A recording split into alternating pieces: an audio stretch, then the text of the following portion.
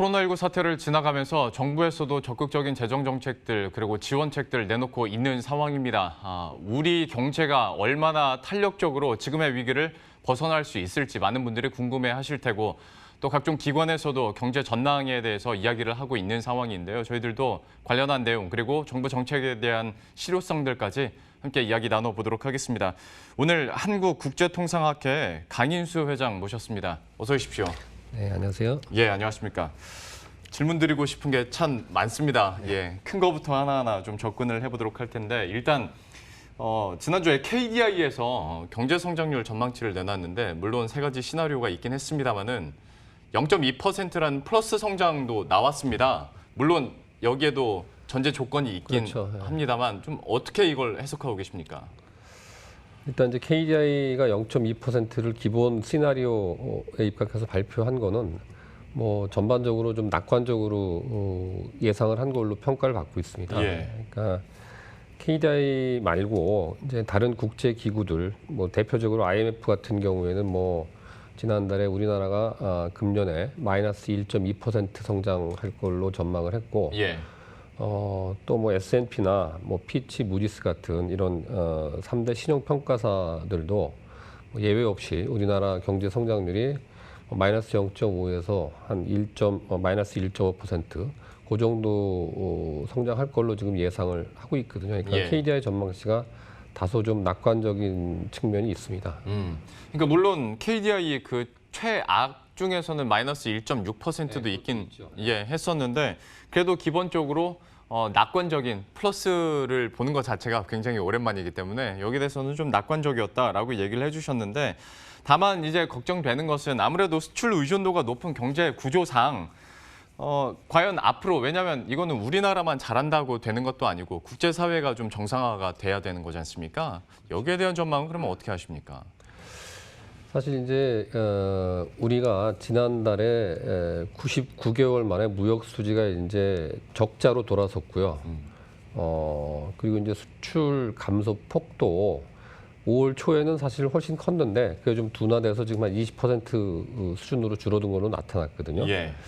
근데 지금 뭐 대내외 모든 기관들이 그렇게 예측을 하는데 코로나가 글로벌하게 나타났고 그거의 그 소비 감축 효과가 약간 시차를 두고 나타나기 때문에 예. 가장 이제 교역이 줄어드는 시기가 2분기가 될 걸로 예상을 하고 있습니다. 네. 그래서 6월 달까지는 상당히 좀 악화될 거를 예상을 해야 될 것 같고 또 한 예. 가지는 이제 뭐 미중 간에 지금 명분은 이제 이 코로나 바이러스의 그 진원지에 대한 규명을 해야 된다라는 거를 이제 핑계로 트럼프가 상당히 이제 중국에 대한 압박을 가시화하고 있는데 예. 그게 이제 1차 무역 협상에 이어서 2차 무역 협상 국면으로 바로 지금 들어갔는데 상당히 지금 뭐 선거 등등을 앞두고 트럼프 입장에서는 강하게 나올 가능성이 많기 때문에 뭐 미국에 대한 의존도 그리고 중국에 대한 교역 의존도가 뭐 압도적으로 높은 우리나라 입장에서는 예. 당연히 좀 부정적인 영향을 받을 수밖에 없을 것 같습니다. 그 말씀하신 미중 무역 전쟁에 대해서도 만약에 이게 격화가 되고 그리고 해외에서도 코로나19 사태가 좀 장기화될 경우에는 이게 좀 영향이 2분기를 넘어서 하반기까지도 갈 수 있지 않겠냐라는 전망들이나 우려들도 있는데 여기에 대해서는 좀 어떻게 보시는지 궁금하네요. 상황 여하에 따라서 이제 뭐 가능하다고 보죠. 그런 시나리오가 얼마든지 가능한데 문제는 이제 변수가 뭐 다들 아시겠지만 이제 코로나 바이러스에 대한 뭐 근본적인 해결책은 백신이나 치료제 같은 거가 이제 개발이 됐다라고 하면은 예. 상당히 좀 빠른 속도로 반등할 가능성이 있고 그게 네. 이제 교역에도 약간의 시차를 두고 긍정적인 영향을 미칠 수도 있기 때문에 네. 그 변수는 좀 뭐 논외로 좀 지켜봐야 될 것 같고 미중 간의 이 분쟁은 다른 상황에 컨트롤이 된다면은 지금 예측으로는 뭐 하반기까지 충분히 지금 지속될 걸로 보입니다. 백신 같은 경우에는 뭐 빨라야 내년 상반기 얘기가 나오고 있는 터라 이건 어떻게 될지 한번 지켜봐야 될 것 불확실하죠. 같아요. 짚어봐야 되고 기다려봐야 되는데 워낙 지금 뭐 미국을 포함해서 모든 국가들이 총력을 기울이고 있기 예. 때문에 생각보다는 또 의외로 뭐 조금 조기에 개발이 될 가능성도 배제하기는 어렵습니다. 그리고 앞에서 저희가 KDI 얘기하면서 그 최악 전망치가 마이너스 1.6% 거기서 얘기했던 게 만약에 하반기까지 수출 지표가 개선되지 않으면 이렇게 될 수 있다라고도 얘기를 했는데 그러면 우리 수출 같은 경우에 하방을 그러면 더 열어놔야 되는 가능성도 있는 겁니까? 예, 저는 있다고 봅니다. 사실 우리 이제 주력 수출 품목이 반도체가 제일 크고 네. 자동차 이렇게 돼 있는데 예. 반도체 같은 경우에는 이제 5월 한 20일까지는 그래도 다행스럽게도 조금 반등을 해서 네. 13% 정도 늘어난 걸로 지금 나왔거든요. 그리고 이제 뭐 코로나로 인해서 뭐 언택트 소비 이런 거가 확산이 되니까 아무래도 뭐 5G 관련된 것들도 좀 많이 필요로 되고 여러 가지 형태의 이런 그 반도체 수요가 발생을 할 걸로 기대를 하고 있기 때문에 이제 그나마 좀 버텨주는데 나머지 부분에서는 사실은 자동차도 그렇고 뭐 석유화학 이런 것들 있잖아요. 예. 조선 같은 경우 약간 반짝 뭐 증가가 나왔지만 그거는 이제 그 계약 시점이 좀 네. 시차가 있기 때문에 시차가 있기 그거는, 때문에 예. 그거를 우리가 기대하고 뭐 살아났다라고 보기 좀 어렵거든요. 그래서 네. 전반적으로는 우리 주력 수출 품목이라고 하는 것들이 상당한 타격을 입고 있는 상황입니다, 지금. 예, 역시 수출 지표에 대해서는 좀 보수적으로 좀 대비를 해놔야 될 것 같고요. 내수 쪽도 한번 얘기를 해보도록 하겠습니다. 워낙 이제 뭐 수출인 무역과 관련해서는 다른 나라들 상황들도 좋아져야 되는 부분이기 때문에 저희가 차차 시간을 두고 계속 지켜보도록 하겠고, 다만 내수 같은 경우에는 앞에서 저희가 언론 보도를 통해서도 소비자 심리 지수가 반등했다라는 내용도 전해드렸었는데 아무래도 긴급재난지원금 관련해서 그 약발이 들고 있는 것인가 뭐 긍정적인 평가들은 있는 것 같은데 회장님께서는 어떻게 보십니까? 그렇죠. 일단 뭐 돈을 기간을 그렇습니까? 제한해 놓고 현금으로 지금 전 국민을 대상으로 기본적으로 지원을 해준 거기 때문에 예. 뭐 쓸 수밖에 없는 거죠. 그러니까는 소비 지출이 늘어나서 뭐 소상인들이나 지역 상인들의 도움이 된 건 분명합니다. 지표상으로도 확인이 되고 있고. 예. 그런데 문제는 이제 이게 정말 마중물 역할을 해서 정부가 기대한 대로 이게 지속이 될 수 있는가? 정부가 별도의 또 재난지원금을 추가적으로 지급하지 않고 네. 자체적으로 이제 소비할 능력이 있는가라는 부분은 조금 지켜봐야 될 것 같아요. 그러니까 어차피 뭐 우리가 예를 들면 뭐 12조를 썼다 그러면은 12조라고 하는 게 이제 정부에서 지원을 해준 돈이기 때문에 예. 그게 원래 가지고 있던 사람들의 소비를 늘리는 효과가 아니라 정부 돈을 쓰는 거죠. 네. 그래서 이제 어떻게 보면 일종의 이제 다는 아니지만은 일정 소득계층한테는 이게 구축 효과 같은 게 나타나기 때문에 자기 돈 쓸 거를 정부 돈으로 썼기 때문에 네트로는 경제 성장에 기대했던 것만큼 도움이 안 되는 효과가 나타날 수 있거든요. 그래서 이 효과는 좀 더 지금 당장은 이제 뭐 당연히 플러스 효과가 나타나지만은 조금 더 지켜봐야 되고 더 중요한 건 이제 지속 가능성 여부에 대해서 아직 확신은 없는 상태입니다. 예. 그러니까 물론 긴급재난지원금이 소비 진작과 더불어서 고용 문제에 대해서 어느 정도 단기적으로 해결될 수는 있겠으나 어떤 줄어든 경제 파일을 다시 지속 가능하게 회복시키는 데에는 아직은 의문부호가 남아 있다. 그렇죠. 예, 이 정도로 저희가 이해를 해보도록 할 텐데 그렇다면 만약에 이게 장기화될 경우에 그러니까 긴급재난지원금이나 정부의 지원책들이 단기성 효과에 그친다면 지금 얘기 솔솔 나오고 있는 게 디플레이션에 대한 우려거든요. 그러니까 이전에도 참 물가 그 1%까지 올리려고 무던히 애를 썼는데 갑자기 코로나19 사태가 터져버리니까 당연히 이런 우려는 나오는 것 같습니다. 어떻게 보십니까?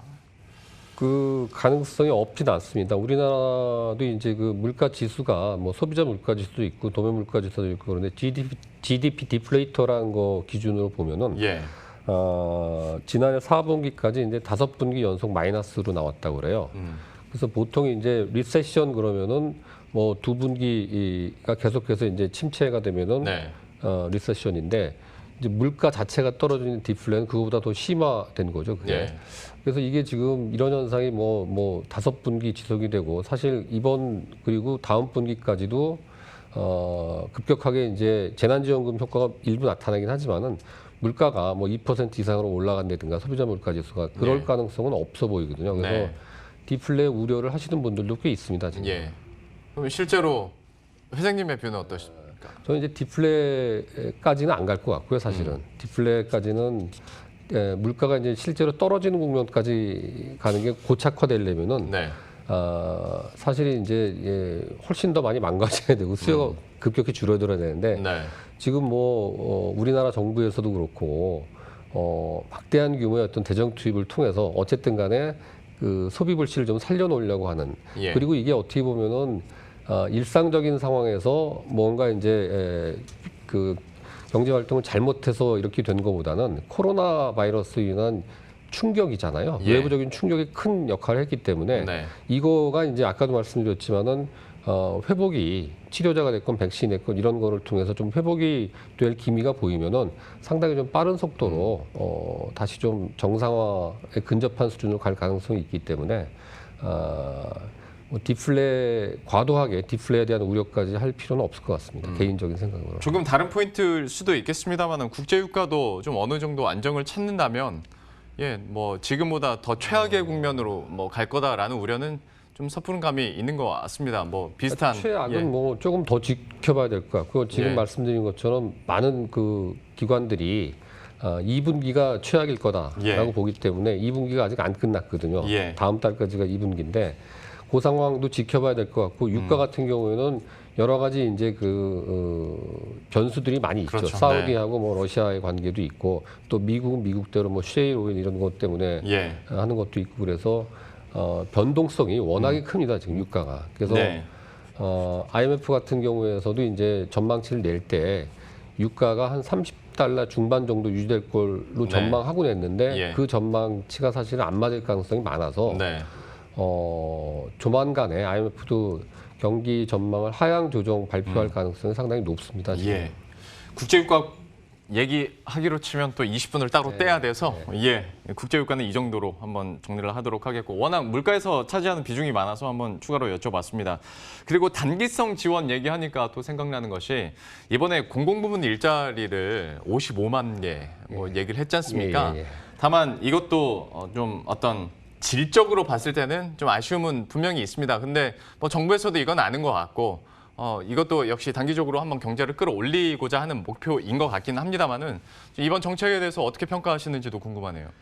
그러니까 일자리 창출이 정말 현안이고 가장 중요한 문제인데 정부도 이제 워낙에 급하니까 일단 55만 개에서 뭐 비대면 10만 개, 공공분야 30만 개, 청년 15만 개 일자리를 만들겠다 했는데 그 내용을 보면 이제 이게 급하게 급조한 탓에 중복되는 부분도 많고 네. 상당히 뭐 그 일회성 단기 일자리들이 많습니다. 예를 예. 들면 뭐 일회용품 재활용 지원하는 일자리, 네.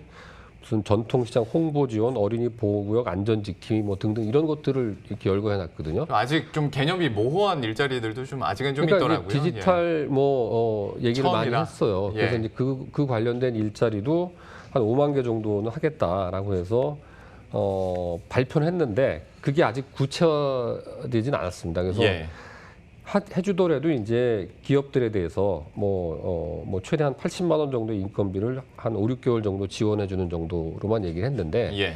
이 부분에 대해서는 조금 더 좀 잘 가다듬어서 이게 일과성이 아니라 지속 가능한 일자리가 될 수 있도록 특히 민간 부분에서 일자리가 창출될 수 있도록 예. 예산이 집행돼야 될 것 같습니다. 예, 역시 민간 부분 기업의 일자리를 늘리는 게 더 낫지 않겠냐라는 지적들도 역시 있었는데 최정님께서 그 부분을 좀 강조를 하신 것 같고요. 약간 시각을 돌려서 그러면 저희가 지금까지 정부 지원에 대해서 얘기를 했으니 정부의 어떤 재정 정책만큼 중앙은행의 통화 정책도 이뤄지고 있느냐에 대해서 한번 평가를 해보도록 할 텐데 아무래도 이제 또 금통위도 앞두고 있기 때문에 좀 어떻게 평가하십니까? 예, 지금 금통위가 뭐 이번 주 목요일인가 하던데 지금 많은 분들이 예상하기로는 뭐 다른 나라들도 지금 경쟁적으로 어쩔 수 없이 하는 측면이 있어서 양적 완화를 포함해서 뭐 마이너스 금리까지 지금 하겠다는 나라들이 줄 서 있거든요. 그래서 하는 총재께서도 사실 우리가 아직은 좀 내릴 여력이 있다. 지금 뭐 0.5%포인트 내에서 0%대 금리예요. 지금 비밀금 0.75%인데 이번에 내릴 가능성은 상당히 있어 보입니다. 그러니까 재정만으로는 사실 제일 중요하긴 하지만은 예. 재정만으로는 이게 좀 해결이 안 될 가능성이 있고 재정 예. 같은 경우에는 한번 악화되면은 다시 그 정상화 시켜 놓는데 상당히 좀 고통스럽습니다. 예. 근데 상대적으로 이제 통화 정책 같은 경우에는 뭐 돈으로 해결하는 부분이기 때문에 이게 플렉서빌리티가 좀 있다고 보는 거죠. 그래서 지금 상황에서 뭐 하는 쪽에서도 금리 인하 가능성이 높다고 봐야 되겠죠. 지금. 예. 그런데 이제 금리를 계속 인하고 0%대로 가면 또 반대쪽에서 얘기하는 게 당연히 이거는 뭐 루틴적으로 가계부채의 문제거든요. 그리고 제가 이걸 국제통상학회 회장님께 여쭤보는 게 맞는지 모르겠습니다만은 부동산 시장도 신경을 쓸 수밖에 없으니까 금리를 계속 떨어뜨리면 여기에 대해서 부작용, 그러니까 금리를 계속 인하하면서 완화적인 정책을 가져가면서에 나오는 부작용들에 대해서는 어떻게 보십니까? 지금 말씀하신 대로 금리를 낮추면은 뭐 주택담보대출 같은 게 더 늘 거 아니냐. 지금도 많이 늘었거든요. 사실 이제 최근에 발표된 자료를 보면은 부채 증가 속도가 좀 둔화됐다. 네. 1611조 이렇게 나오고 있는데 예.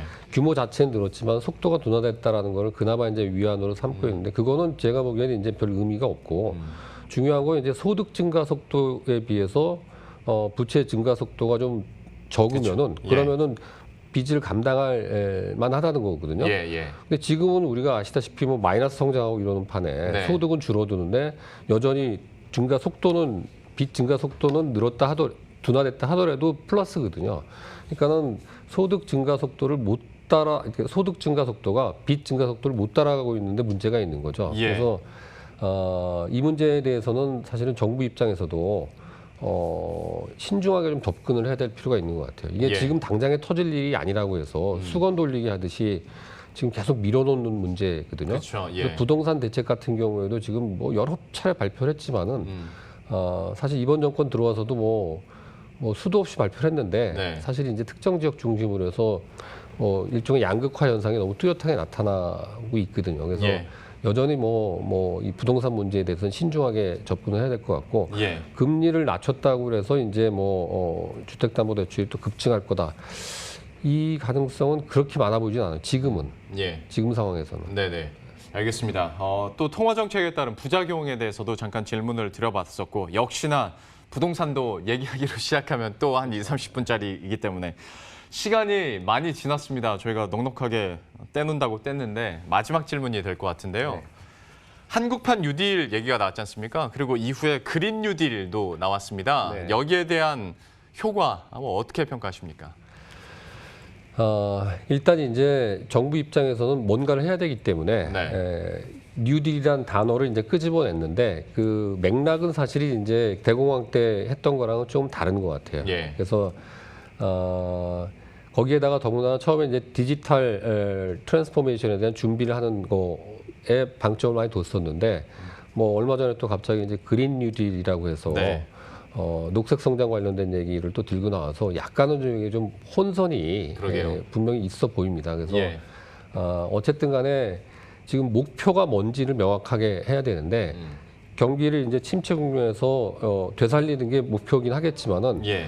그거에서 가장 중요한 거 중에 하나가 일자리 문제거든요. 네. 그래서 일자리하고 관련된 거는 사실은 디지털 트랜스포메이션 얘기할 때는 쉽지가 않습니다. 그쪽에서 일자리를 많이 만들어야 한다는 게. 그래서 예. 이제 그린 뉴딜을 들고 나오면서 여러 가지 스마트 시티를 포함해서 여러 가지 에너지 절약적인 사업에 일자리를 많이 만들어내겠다 이런 식으로 나온 것 같긴 해요. 예. 그렇지만은 이게 지금 한정된 예산으로 효과를 내는데 너무 많은 걸 갖다 집어넣고 좋은 말만 이렇게 하는 거는 의미가 없거든요. 성과가 나타나야 되는데 예. 그 부분에서는 조금 더 아무리 급해도 좀 신중하게 평가하고 정책을 입안하고 예산을 집행해야 될 것 같습니다. 예, 조금 더 좀 세부 조정이나 그리고 민감하게 대응을 그리고 빠르게 해야 되는 부분도 있을 것 같고 또 이거 하려면 돈이 필요한데 3차 추경 얘기도 또 얘기가 나오고 있는 만큼 산 넘어 산입니다. 앞으로 어떻게 좀 이렇게 지금의 난국을 풀어나갈지도 지켜보도록 하겠고요. 시간 관계상 여기서 마무리 짓고 다음에 기회가 되면 한 번 더 모셔서 얘기 나눠보도록 하겠습니다. 한국국제통상학회 강인수 회장과 함께했습니다. 고맙습니다. 네, 감사합니다. 네, 그럼 저희도 여기서 인사드리도록 하겠습니다. 식사 맛있게 하시고요. 저희들은 내일 이 시간에 또 새로운 소식들 들고 다시 찾아뵙도록 하겠습니다. 시청해주신 여러분 고맙습니다.